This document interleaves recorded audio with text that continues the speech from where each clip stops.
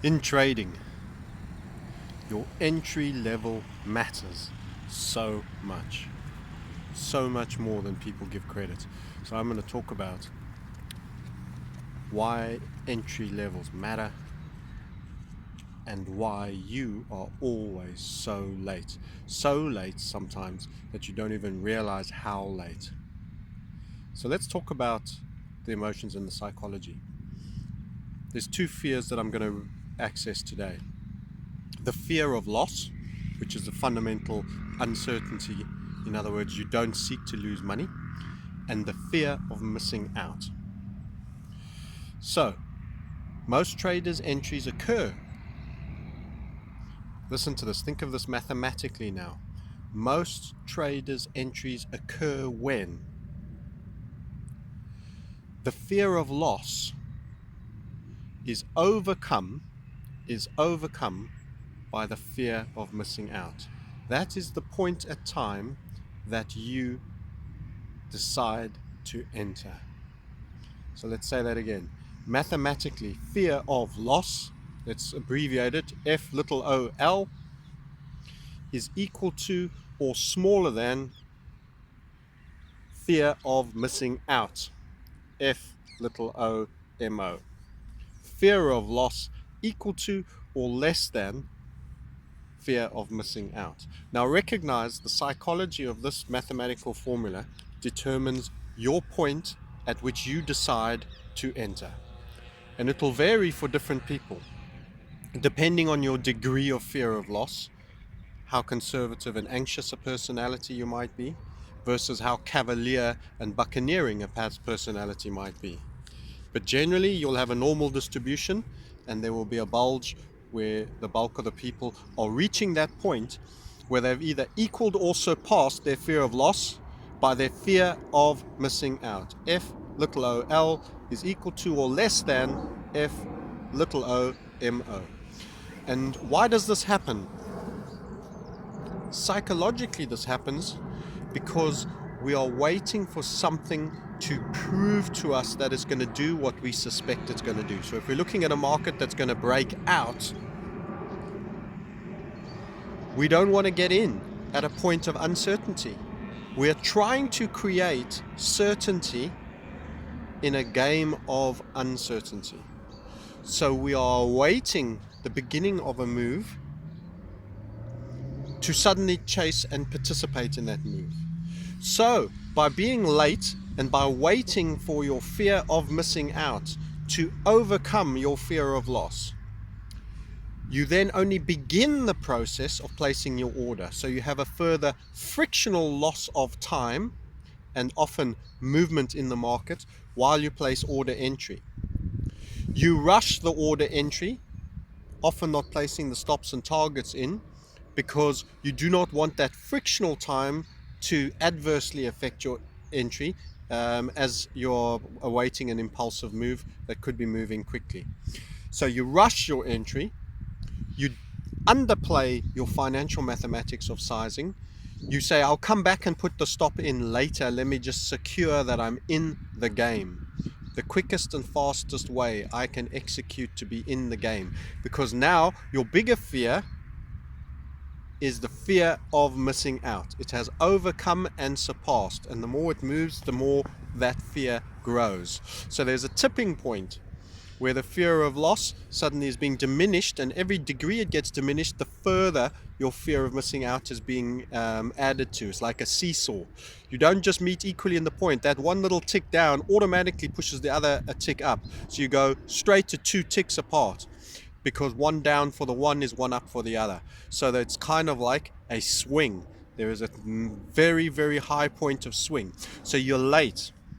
You're already late, and by definition, you are a momentum chaser. You are a momentum chaser because you are trying to template an environment of certainty for an event in an uncertain game, which is probability. And what often happens is you enter at a rushed level, you hurry with your entry, and thereafter immediately that short time frame that you drop to, and that little bit of impulsiveness on a 1 minute, 5 minute, 10 minute, 15-minute candle that you thought had gone suddenly stops and starts pulling back. You actually had way more time than you thought. You've got a bad entry at the top of that candle and it pulls back, and you already now have to start thinking about stop loss. But now you realize, because you were chasing and had a fear of missing out and your greed reflex was coming in, you thought, what the hell, I'll go £10 a point instead of your usual 4 or 5, and that small amount that it's pulled back is already now material to your P&L account. What then happens is your fear of missing out starts dropping, and the fear of loss returns with a vengeance in the swing. And this is the seesaw that you sit getting whiplashed on. Do you get that? The psychology inside of you, by virtue of trying to template a certainty game on a game of probability where uncertainties and any kind of event can occur. So the point of your entry is the point at which your one fear overrides the other. In other essence, it's entirely a game of fear. Fear of missing out now overwhelms fear of loss, and therefore you chase and you rush your order entry, you don't do your sizing, and you botch it. And you repeat this ad infinitum because the excitement and the urge within you. What you have to recognize is that is not you. It is templates, perceptual maps that I've already referred to, that everybody ends up doing and is not unique like you are as an individual. And it's time you implement your brain and to capture that and do your order entry always correctly, never mind what the market's doing. And rarely is now the moment. So with all of that, we've established that there's a mathematical formula for when you will enter. I've already given it to you. As it's equal to, that is the point, and by the time you realize it, it's already equal to or greater than your fear of missing out is now equal to or greater than your fear of loss. And what are we trying to do? We're trying to secure certainty in an uncertain game, and you can forget that. There is no certainty.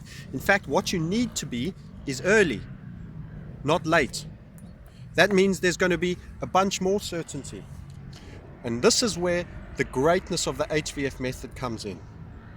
We determine in advance the level at which the market has indicated that it is past a point of no return, but it is the earliest, soonest point that you could assume that. And we have what's called the just-in-time entry. The just-in-time entry. In other words, the expansion point in the volatility, because we are trading a volatility pinch, the expansion point in that volatility has now reached a clear level where it is done just enough to show us that it is now going back into an expansive environment after its extreme low volatility. And we have a pending order, which means the execution is excellent.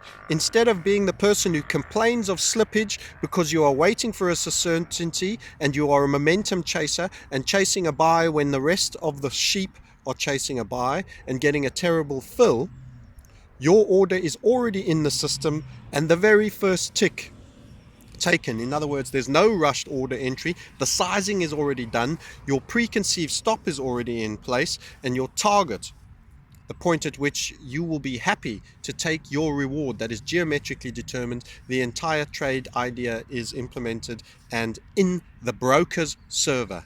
Which trades get executed first? The guy who's just chipped through his fear of missing out being greater than his fear of loss, having to rush an entry in, or the order already on the broker's server, which requires no internet access, no message to be sent down, and is triggered immediately the one tick crosses the other? Well, you know the answer to that, and you get proper fills. You never have a problem with slippage. Your broker isn't your enemy, he's a facilitator. You need to reframe. You are your own enemy, and you are putting yourself on the side of the 91% of the charging herd, and that's why you're getting picked off. So that, in essence, is the psychology that goes on. In the absence of process, you default to these emotional responses. In other words, there is not a void, and your primary wiring will stand as backup in the absence of a process that you have properly 100% committed into. And in our case, the order is entirely submitted.